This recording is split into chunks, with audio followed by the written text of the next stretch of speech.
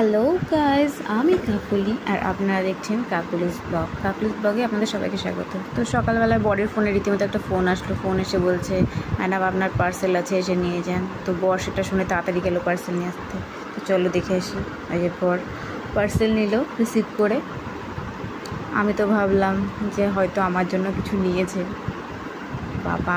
তারপরে খুলছে দেখছি,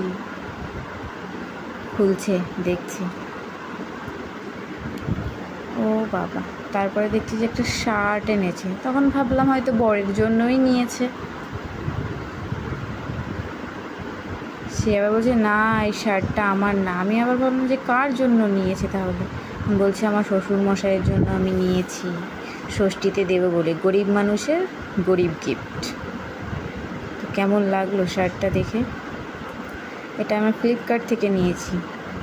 ভালো লাগলে লাইক কমেন্ট শেয়ার করতে ভুলবেন না।